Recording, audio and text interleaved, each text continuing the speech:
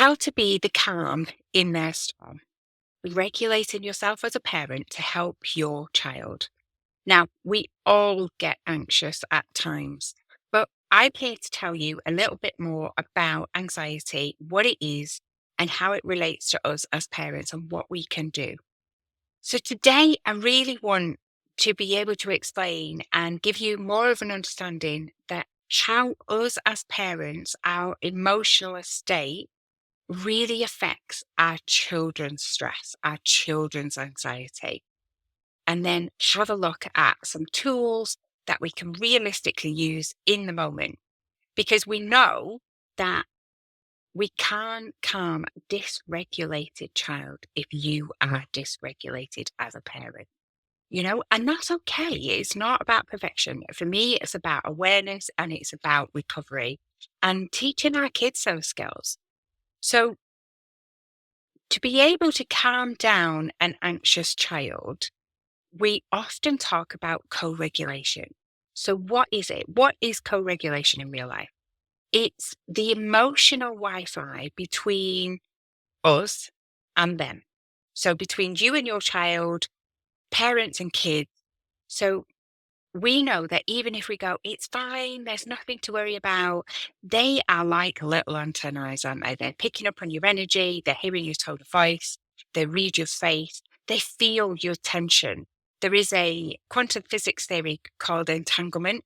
You'll know it, you'll have felt it yourselves. The example I always give is if you go to a party and you walk in and you know that couple's had a row and they've not even said anything, but you just feel it. That's what kids are like, but times 100. They know. And if you're anything like me, maybe you've not got the poker face going on with your kids sometimes. So actually, it's really important that we see it as that Wi-Fi, that connection, that invisible connection between us and our kids. Let me give you a real life example. Imagine it's the school run, right? And we all get stressed with that.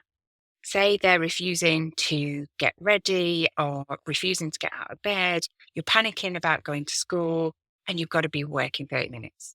All right. Your brain, everything in your brain is, we're going to be late. I've got a meeting. Like, this is not the first time this week. So you say, come on, hurry up. I've not got time for this. I've got to get to work. But what your child is thinking is kind of three things. One, my safe person, my parent, is panicking. There must be something to panic about. So there's the emergency too. And then three, is work more important than me? No, logically it isn't. But right now we need to crack on. So what happens for them is their kind of alarm system starts to get louder and louder. And now both the nervous systems are inflamed, yours and theirs. The more you push, the more they resist. We've seen, haven't we? Now, before I go into kind of a regulated response, I want to just go through a little bit about what is happening in the brain. Because once we kind of demystify anxiety and explain what's happening in the brain, then it helps us to kind of understand that it isn't, just behavior, it's a biological response.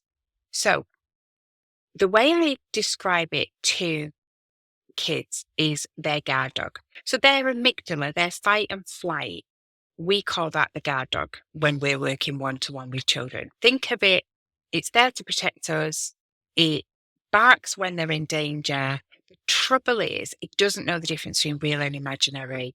And I talk about scary safe or scary dangerous. So scary dangerous is walking across the road and not looking and car comes out of nowhere. Scary safe is being excluded from your friendship group. You're not going to die from that, but it feels exactly the same. It's why we jump at scary movies. It's exactly the same response in the brain. So there's those two elements. So if it's a potential threat or if it's a real threat, the brain, the amygdala part, the fight and flight part of our brain acts exactly the same. Now, we also have our hippocampus. That's kind of where we store experiences and memories. And then we also have the prefrontal cortex, called that the wise old owl with the kids. And this is a logical part of thinking things through. It's where we talk about emotions. It's why actually it's hard for kids to hear the reassurance, even when you're making sense, if all of those are not connected. Now, we call it flipping our lid. So we flip our lid when we perceive a threat, whether it's real or not. We flip our lid, and those three parts of our brain cannot connect, cannot talk to each other. Understanding this process means two things. One, we understand it's a biological response: fight, flight, freeze, or fawn. And also, it's not defiant, it's distress. Okay. So it's really important that we understand that. And I guess the most important thing is once they have triggered their fight, flight, freeze, or fawn response, so that is running away, arguing back, being a real people pleaser. I'm sorry, I won't do it again. Things like that. Or they're just stood there still looking at their shoes. That's a freeze response. We've all had that.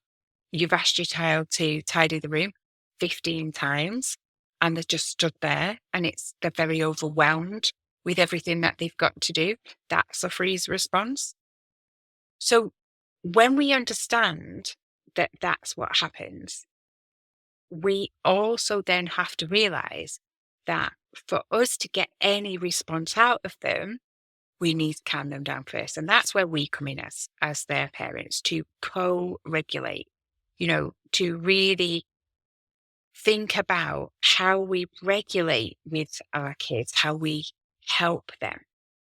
So, for instance, if we're going to use the school example, and sometimes this can happen, doesn't matter their age, try something like this.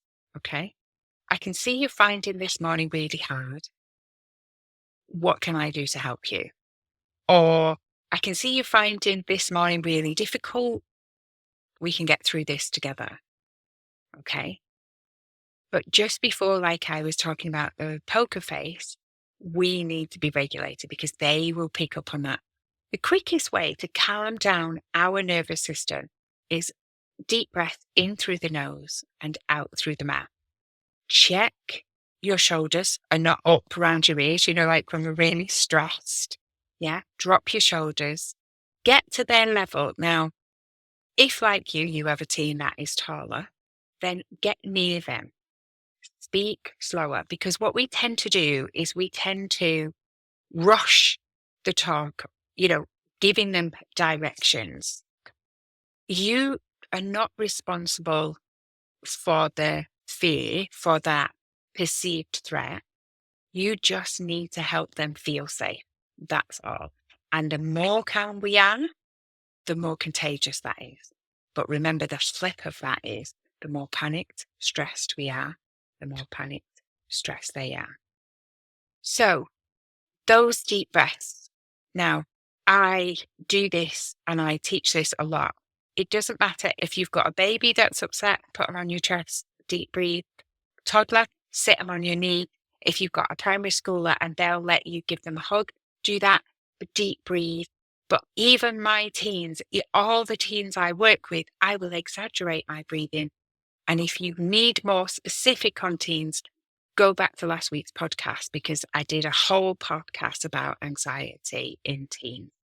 And actually what I do is just exaggerate my breathing a little bit and innately they will connect with that and they will start to breathe deeper.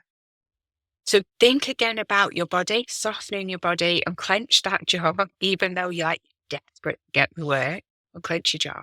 Drop your shoulders.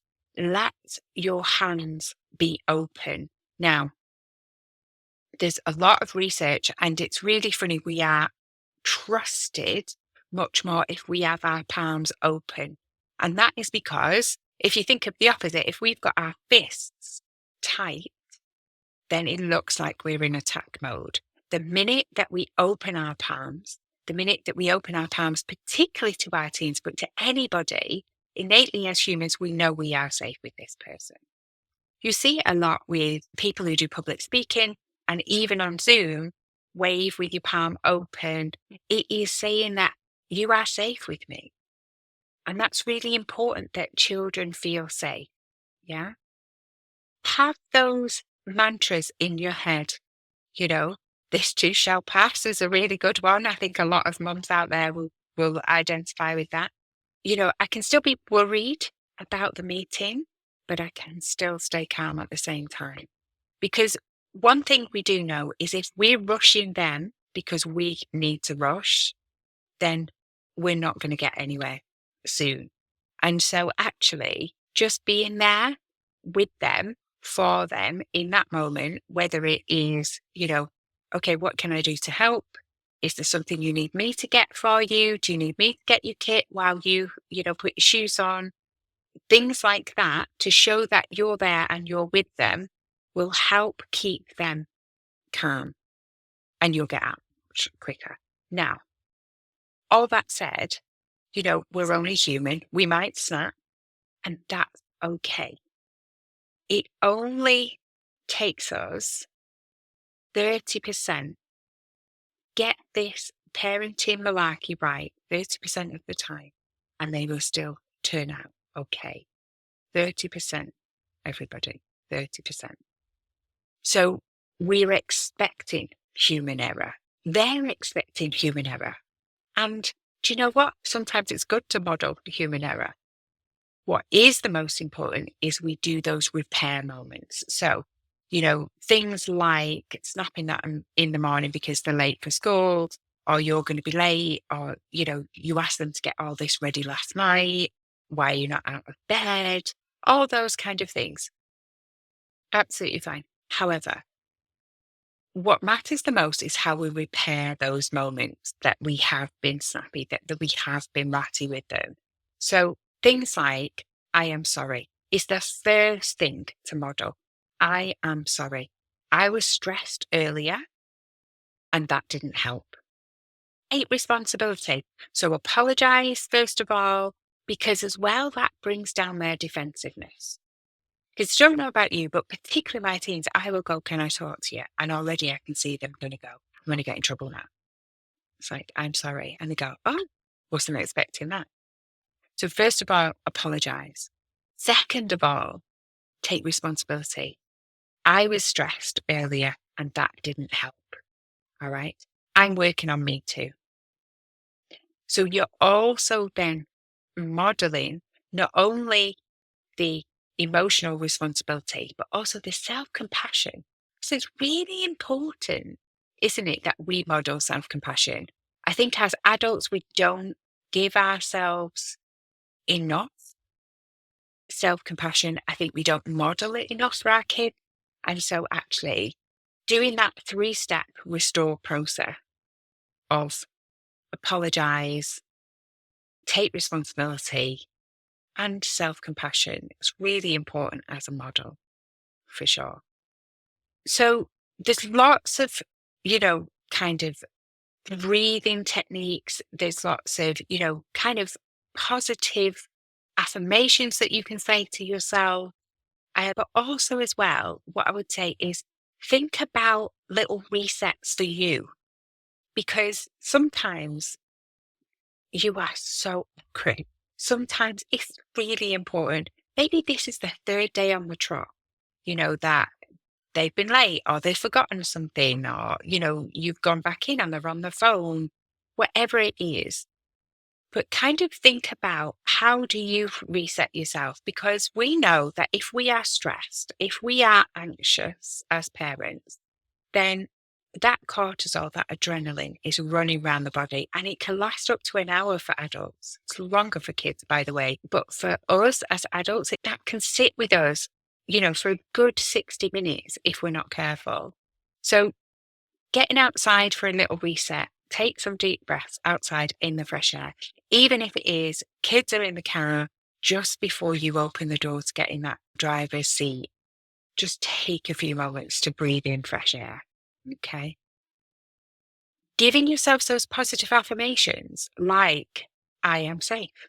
I am happy, healthy, and safe is one of my mantras. I use that all the time, whether I'm in the dentist chair, whether I'm going to go and give a big talk to a large group of people. I am happy, healthy, and safe. And you're giving that feedback loop to your amygdala, to the fight and flight response that we have. Giving it that feedback loop is really important because, again, it's a perceived threat. Nobody dies for being late to work. So to give our brain that feedback is really important and is really good. Maybe hold a cool glass in your hand, get a glass of water, or your water bottle, hold that in your hand, take a drink. That helps ground our nervous system. Bash cold water on your face if you've not already done your face full of makeup for work. Put on your favourite song, getting in the car. Have a playlist, especially, that will lift the mood as you get going where you need to go. Because it's really important that not only do we try and be there for our kids and co-regulate our kids, but actually that we are grounding ourselves, that we are regulating ourselves. I think for me, one of the most important things is, and this might be a good analogy, children, irrespective of age, look at us as their safe person to see if they're okay. The minute that we flap, the minute that we get stressed, then everything in them is saying it's not okay. And I talk a lot about separation anxiety, or those children who struggle to get into school. I talk to the parents a lot, and we know the Education Authority call it school refusers. It's not what I would be calling it, but those kids who can't get into school, those kids who are struggling with anxiety, crippled with anxiety to get into school, irrespective of their age as well. We see it both ends of the spectrum, kind of high school and primary school. Is one of the first things I ask the question is, when you do get them, if you are getting them to the door, and then that's where it starts, what are you doing? What's happening with you? Because my guess is you're stressed because you're expecting them not to go in. So tell me what's happening with you. And I think thinking about how we respond in that moment, are we stressed, or are we trying to be that calm in the storm for them? Because if they're looking at us and we are stressed, then they'll feel not safe. So we need to really try to keep regulated, whether it's physically, emotionally, everything, so that when they look at us, they know they're safe. They know we're handing them over to somebody else who's safe. And that's really kind of a thing to have in the back of your mind if you're struggling with your kids getting into school. One of the things that I kind of wanted to explore on this podcast is, so get a pen and paper, or pause it here if you can, or maybe just take these little prompts and mull them over, walking the dog, listening to this. But questions that I kind of ask some of my parents is, in that moment, what did you need? What did you need in that moment that you flipped your lid? You were stressed, you were anxious. What did you need right then and then? And sometimes it can be as simple as, do you know what? I just needed to know they'd listen to me. Now, I'd had this before where, I've said, I'm going to record the podcast. Like, I need quiet in the house. And then the dog started barking, or one of the kids has like slammed the door, not purpose, but it's, it happens. And that's all okay if that's communicated. But if they, if I hadn't have said, by the way, this is what's going to happen for the next kind of half an hour, or they've not said, really sorry, I didn't mean to do that, or whatever. But if I'm having to start the podcast like 2 or 3 times because, nobody's listened, then I feel not listened to. I feel disrespected. And actually, all it would take is a simple apology and, hey, don't worry about it. It's accident happened. So I could fly off the handle and be really stressed. Or I could ask myself, what did I need in that moment? And if I feel like I have been listened to, then I would probably be fine about it. If it is that I feel like I'm being ignored, then I guess what I would be asking is, what could I try next time? So either in that scenario, record the podcast when nobody's in, because that's easier, although the dog usually barks then. I could say, what is it going to take? I'm going to need quiet for 30 minutes. What are you guys going to do while I'm doing this? You know, those kind of setting out my expectations, set out your expectations with your kids. And also, what else, what do they need in order for you to get that? So if we go back to the school scenario, listen, guys, tomorrow I've got to get into work early. So let's get everything ready tonight. Just know that I really need you to help me in the morning by jumping up, getting ready. Then we'll go down for breakfast and then we're going to leave. All right. So you might be doing things a little bit differently. Just top tip, by the way, always get them to get dressed before breakfast. You might have a few dribbles if they're younger down the uniform or whatever, but actually it's a need that they have. They'll want to eat, so therefore they'll get ready faster. If you put the TV on, give them the breakfast, they don't want to go anywhere. Just top tip while we're there. Another kind of question I ask as well, what helps me return to calm? What brings me back down to earth? For me, it's definitely having a drink of water. Music is a really good one. I often listen to audiobooks as well. So if I know I'm in a heightened state and I'm a bit dysregulated, then the quickest way for me to do that is to either have a drink, have a snack. I'm not talking about wine, by the way, but have some water, have a snack, and actually listen to something. Because music, particularly because it lights up a part of the brain that not a lot of other things get to, and it just completely changes your mind state. So, it's a really quick way of doing that. Another one is put your wrists under cold water. Getting outside, that really helps. All of these things help regulate our nervous system. Another thing as well, and I think this comes under the self-compassion for me, is what am I proud of myself for? Even if it felt a bit messy today. Am I proud that I didn't lose my rag? Am I proud that I didn't go, right, that's it, you're not having your phone or you're not having, your console or whatever, you're not going on the PlayStation? Because it's really easy, isn't it, when we're really stressed to kind of use those threats. And actually, we're usually the ones that end up punishing ourselves if we go, right, that's it, you're not having it for a week, because then they're moaning at us all week. So yeah, what are you proud of, even if it didn't go completely according to plan? So sometimes it's just not losing it, not losing your crap because you're going to be late for work. And be self-compassion. Please show yourself some compassion in parenting. It's the hardest job in the world. I've been doing this and working with kids for nearly 30 years, and parenting my kids is still the hardest job I'll ever do. Without a doubt, they can touch your buttons like no others. And then kind of the last one is, what's one small kindness that you can offer yourself right now? So even if it didn't go according to plan, even if you did lose your rag, what is it that you can be kind to yourself about? I think that, for me is really what it comes down to. Because often we do give others the benefit of the doubt. We do offer that kindness to others, but we don't often give that kindness and self-compassion to ourselves. Okay, so how do I want to conclude this for you all? It is perfectly normal for us to be anxious about our kids. And I think sometimes we are more anxious than them.